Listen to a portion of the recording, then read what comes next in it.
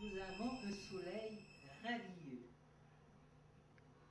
Je suis à San Francisco, en Californie, et je raconte pour la première fois sur une vidéo à ma fille Bérangère mon accident d'avion du 22 janvier 1966.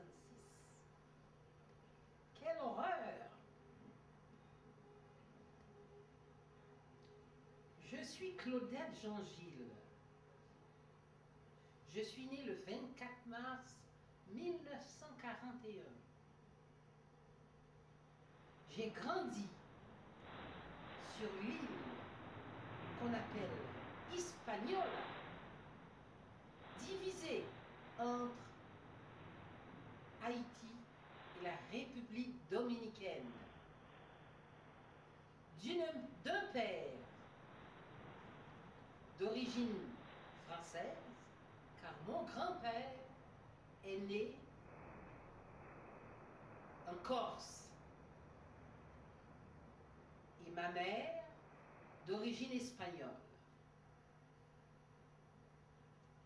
Ce couple a eu 16 enfants,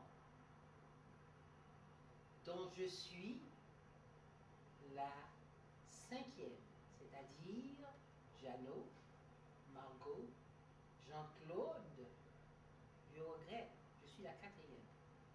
Jean-Claude, Claudette, Gladys,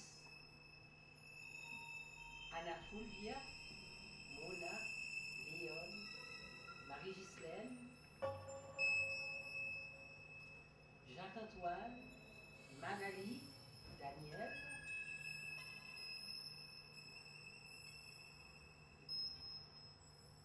Fabiola,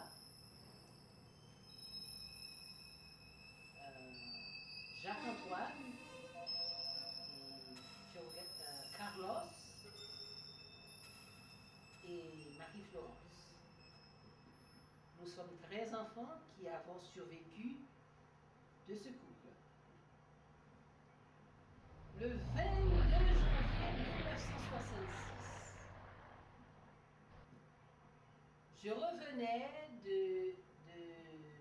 d'Écailles et m'en allais à Jérémie pour me rendre à Port-au-Prince.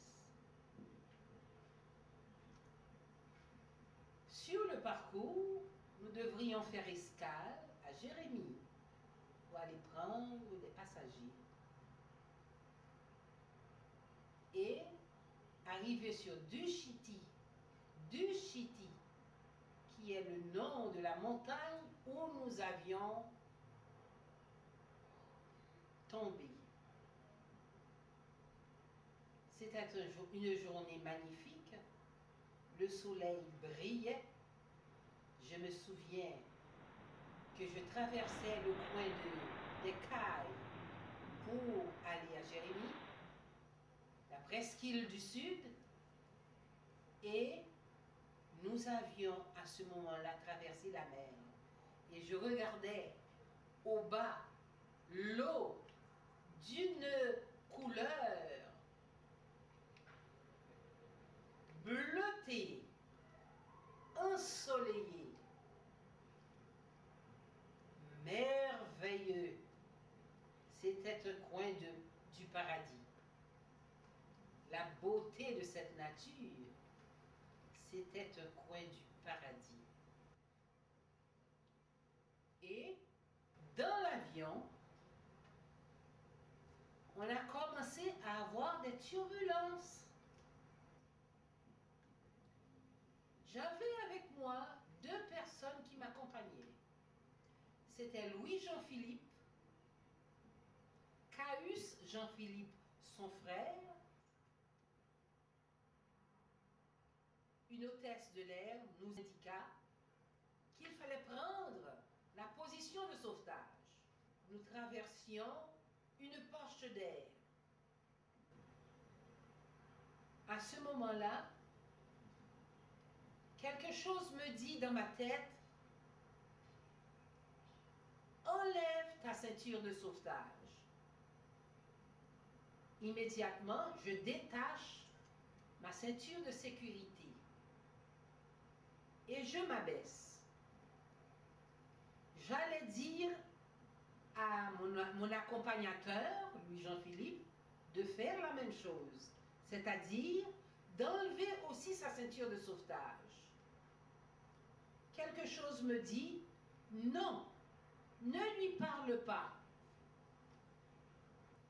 Et soudain, ce fut l'accident d'avion. On m'a dit, ferme tes yeux et baisse ta tête. Je ferme mes yeux et baisse ma tête. Je regarde sur l'hublot dans l'avion et je regarde en bas. Nous traversions une mer qui était de bleu d'azur, un soleil magnifique, extraordinaire, d'une lumière éclatante. Quelle belle journée c'était.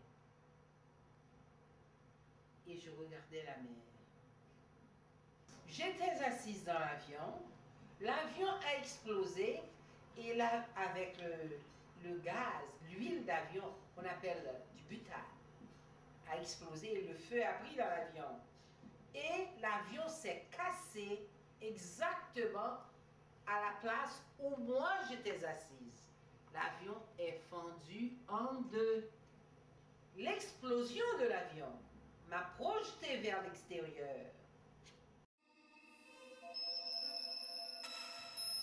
Soudain, je me suis trouvée comme au coin d'une petite maison.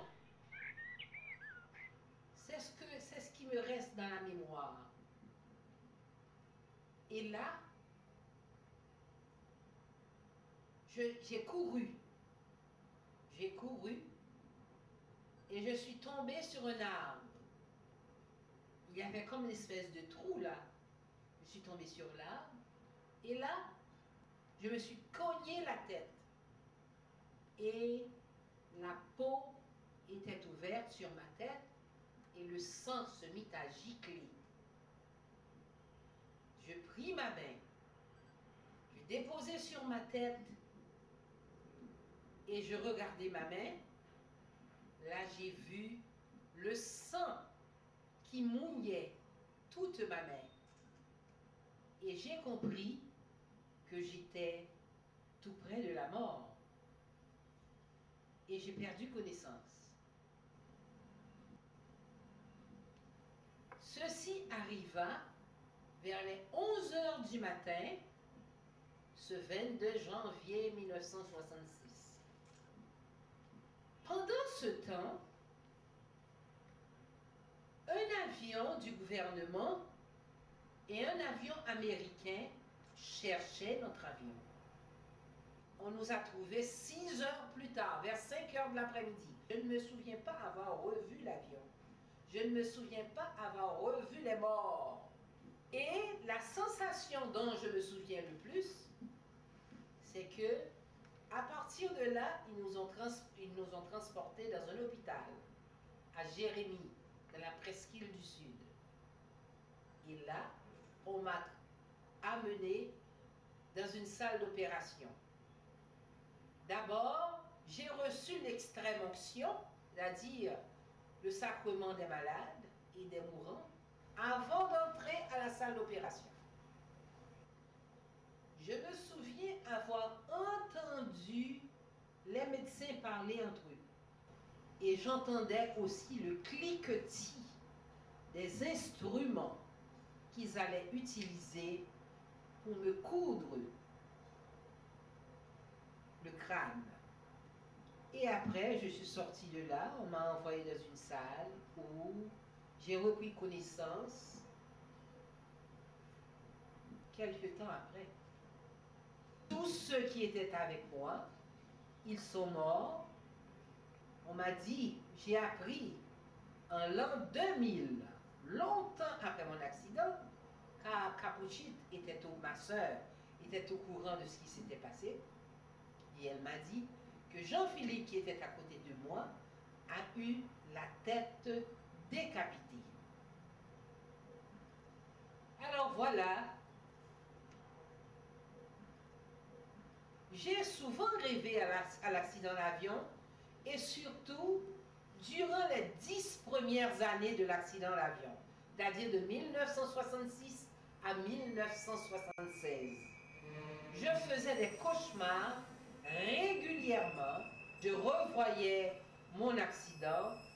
Durant la nuit, je me réveillais en sursaut et je revoyais l'accident.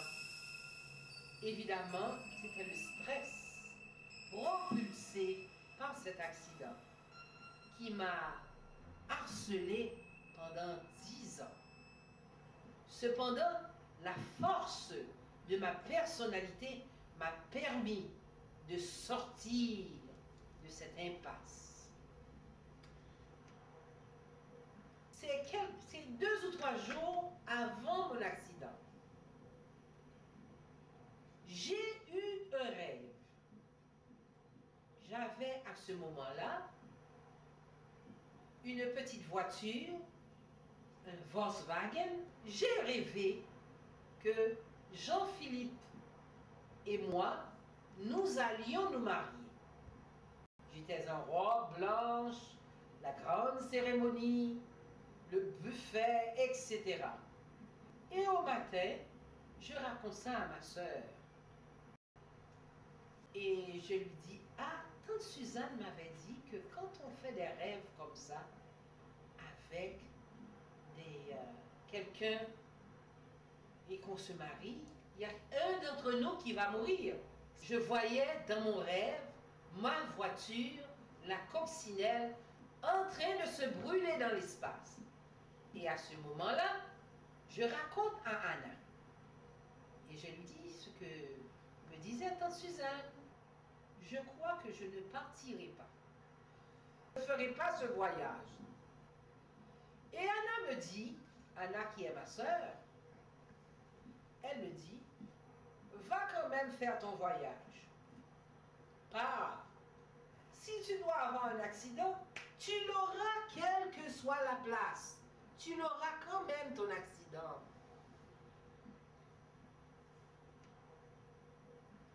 C'est ainsi que je raconte le rêve à Louis-Jean-Philippe. Il me dit, mais tu deviens superstitieuse.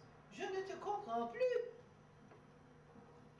Mais la vie est aussi drôle. L'avion était rempli.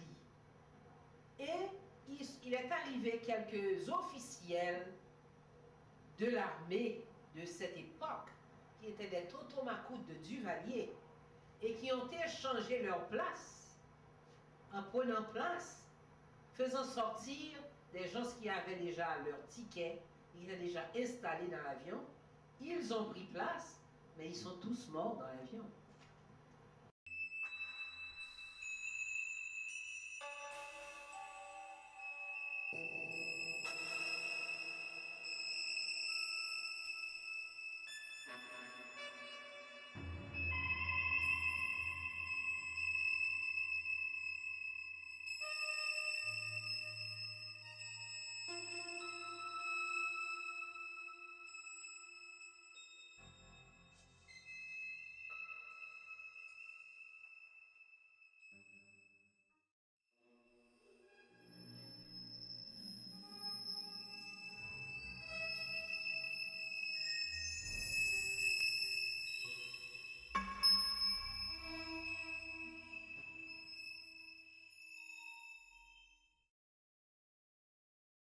Aujourd'hui, nous avons un soleil radieux. Je suis à San Francisco, en Californie, et je raconte pour la première fois sur une vidéo à ma fille Bérangère mon accident d'avion du 22 janvier 1966. Quelle horreur!